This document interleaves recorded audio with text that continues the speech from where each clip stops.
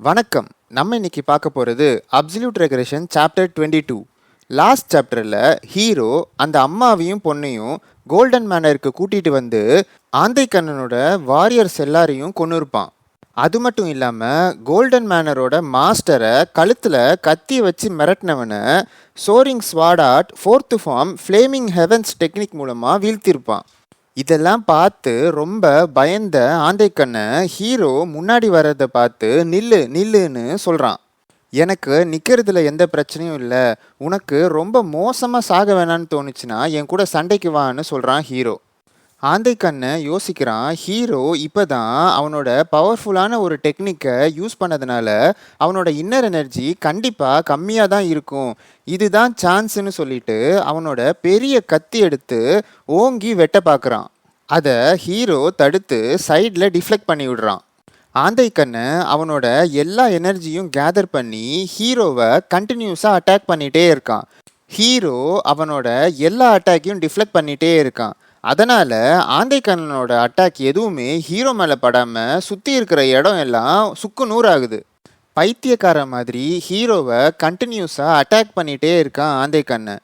Hero கண்டினியூஸாக அட்டாக்கை deflect பண்ணுறதை பார்த்து நிஜமாவே ஹீரோ கிட்ட எந்த எனர்ஜியும் இல்லை போல, என்னோட அட்டாக்கை தடுக்கிறதுக்கே அவனுக்கு கரெக்டாக இருக்குது அப்படின்னு ஆந்தைக்கண்ணன் யோசிக்கிறான். இதனால் கேர்லெஸ்ஸான ஆந்தைக்கண்ணனை நோட் பண்ண ஹீரோ சான்ஸ் கிடைக்கும்போது கத்தியை ஆந்தைக்கண்ணனோட நெஞ்சிலேயே சொருவுறான்.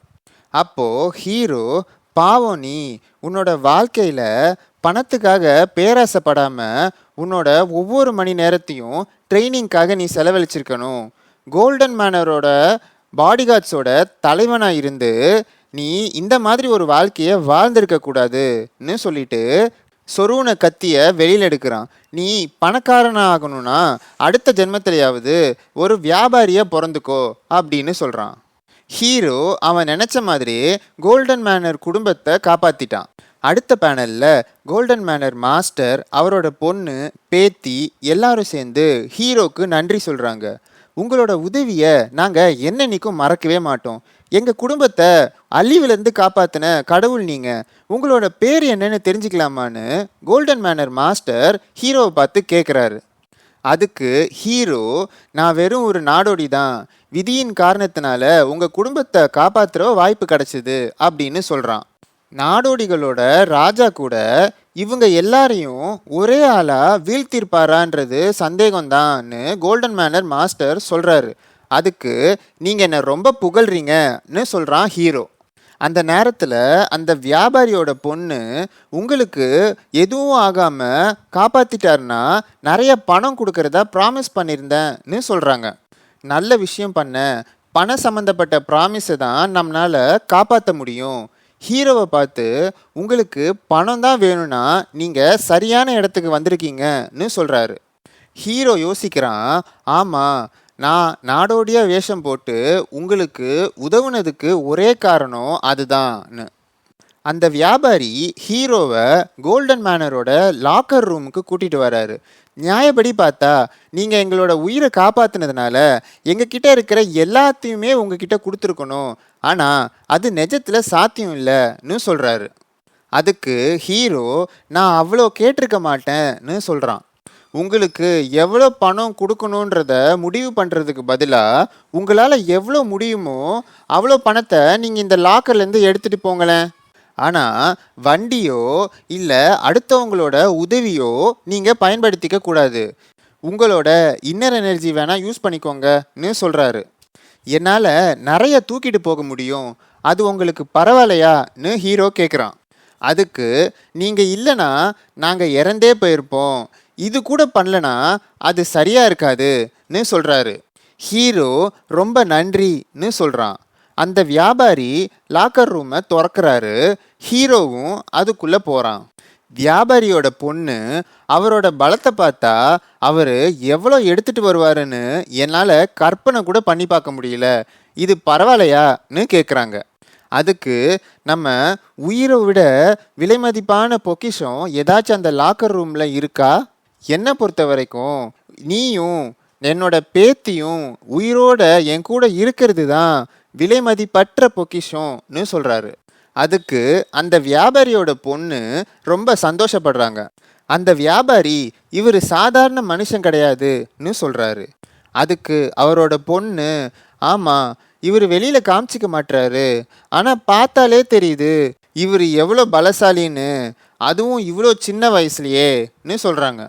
நான் அவரோட பலத்தை பத்தி பேசல, அவரை பத்தி ஏதோ ஒரு விஷயம் என்னால் வார்த்தையில சொல்ல முடியல.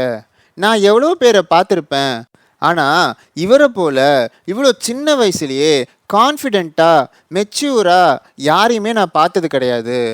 பணம் எவ்வளோ போனாலும் நம்ம அதை திரும்ப சம்பாதிச்சுக்கலாம், ஆனால் இவர் போல ஒருத்தர் கூட நட்பு திரும்பி கிடைக்கவே கிடைக்காது. அதான் அவர் எவ்வளோ நிறைய பொக்கிஷம் எடுத்தாலும் பரவாயில்ல, அவர் எவ்வளோக்கு எவ்வளோ நிறைய பொக்கிஷம் எடுக்கிறாரோ அவ்வளோக்கு அவ்வளோ அவருக்கும் நமக்கும் நட்பு இன்னும் பலமாகும்னு அந்த வியாபாரி சொல்கிறாரு. கொஞ்ச நேரம் கழித்து ஹீரோ வெளியில் வரான் போல. அங்கே கட் பண்ணிவிட்டு அடுத்த பேனலில் ஹெவன்லி டீமன் பெவிலியன் முன்னாடி ஹீரோ நிற்கிறத காட்டுறாங்க. ஹீரோ அவனோட அப்பாவை பார்க்க போகிறான் போல. அப்போ யோசிக்கிறான், கிடைச்ச தங்கம் பொக்கிஷம் எல்லாத்தையும் வேற வேற இடத்துல விற்றுட்டேன். நிறைய பொருள் இருந்ததுனால ஒரே இடத்துல விற்க முடியல. அவ்வளோ பொருளையும் ஒரு கடைக்காரனால் வாங்க முடியாததுனால வேற வேற சிட்டிக்கு போய் விற்க வேண்டியதாயிருச்சு. அப்படி எவ்வளோதான் பொருள் ஹீரோ எடுத்துகிட்டு வந்தான்றதை காட்டுறாங்க. அதை பார்த்து அந்த வியாபாரியும் அவரோட பொண்ணும் ஷாக் ஆகுறாங்க. இது எல்லாத்தையும் விற்று ஹீரோ 38 மில்லியன் ஞாங்க சம்பாதிச்சான். இந்த பணம் தான் ஹீரோ உருவாக்க போகிற பேந்தம் ஷாடோ ஸ்குவாடுக்கு அடித்தளமாக இருக்க போகுது. ஹெவன்லி டீமன் ரூமுக்கு ஹீரோ வரான். அங்கே அட்வைசர் சியா மியூங் ஹெவன்லி டீமன் கல்ட்டில் என்ன நடந்துக்கிட்டு இருக்குன்றதை பற்றி ஹெவன்லி டீமனுக்கு அப்டேட் பண்ணிக்கிட்டு இருக்காரு. அட்வைசர் சொல்கிற விஷயங்களை பொறுத்து தான் ஹெவன்லி டீமன் சில முக்கியமான டிசிஷன்ஸை எடுப்பார். ஹீரோ வர்றதை பார்த்து, நீ வெளியில் போனேன்னு கேள்விப்பட்டேன்னு ஹெவன்லி டீமன் கேட்குறாரு. அதுக்கு ஹீரோ, ஆமாம், நான் பணம் சம்பாதிக்கிறதுக்காக போயிருந்தேன்னு சொல்கிறான். உனக்கு எதுக்கு பணம்னு கேட்குறாரு. அதுக்கு ஹீரோ, உங்களோட பணத்தை எப்போவும் நான் யூஸ் பண்ணிக்கிட்டு இருக்க முடியாதுல்ல, அது போக போக போக எனக்கு நிறைய பணம் தேவைப்படும்னு சொல்கிறான். நீ சம்பாதிச்ச பணத்தை எப்படி செலவு பண்ண போகிறேன்னு ஹெவன்லி டீமன் கேட்குறாரு. அதுக்கு, எனக்கு கீழே ஒரு தனி ஸ்குவாடை கிரியேட் பண்ணலான்னு ஆசைப்படுறேன்னு ஹீரோ சொல்கிறான். இதை கேட்ட ஹெவன்லி டீமனுக்கும் அட்வைசருக்கும் லைட்டாக அதிர்ச்சி ஆகுது. என்னது, உனக்கு கீழே தனி ஸ்குவாடு கிரியேட் பண்ண போறியா அப்படின்னு ஹெவன்லி டீமன் கேட்குறாரு. எல்லா டீமன் சுப்ரீம்ஸ்க்கும் அவங்களுக்கு கீழே தனி ஸ்குவாடு இருக்குது, அவங்கள சமாளிக்க எனக்கும் ஒரு தனி ஸ்குவாடு தேவைப்படுதுன்னு ஹீரோ சொல்கிறான். அதுக்கு ஹெவன்லி டீமன், அது கூடாது, நீ ஒரு ஸ்குவாடு கிரியேட் பண்ணால் உன்னோட அண்ணனும் ஒரு ஸ்குவாடு கிரியேட் பண்ணுறேன்னு சொல்லுவான். இதனால் நம்மளோட குடும்பத்துலேயும் டிமானிக் கல்ட்லேயும் விரிசல் ஏற்படும், நான் இதுக்கு ஒத்துக்கவே மாட்டேன்னு சொல்கிறாரு. ஹீரோவும் இதை உடனே ஹெவன்லி டீமன் ஒத்துக்க மாட்டாருன்னு தான் எதிர்பார்த்தான். அவனோட ட்ரெஸ்லேருந்து ஒரு பொருள் எடுத்து இது உங்களுக்காகன்னு சொல்கிறான். ஹெவன்லி டீமன் அந்த பொருளை அவரோட எனர்ஜி மூலமாக உட்கார்ந்த இடத்துல இருந்தே எடுத்துக்கிறாரு. அதை திறந்து பார்த்துட்டு, எதுக்கு இவ்வளோ பணம்னு கேட்குறாரு. அதுக்கு ஹீரோ, இது நான் உங்களுக்கு கொடுக்குற சன்மானம்னு சொல்கிறான். இதை கேட்ட ஹெவன்லி டீமன் என்னதுன்னு சொல்லிட்டு கோவப்படுறாரு. அவரோட கோவத்தை கண்ட்ரோல் பண்ணிட்டு, என்கிட்ட அளவில்லாத பணம் இருக்குது அப்படின்னு சொல்கிறாரு. அதுக்கு ஹீரோ, எனக்கு தெரியும் இந்த உலகத்திலே நீங்கள் தான் பெரிய பணக்காரர்னு.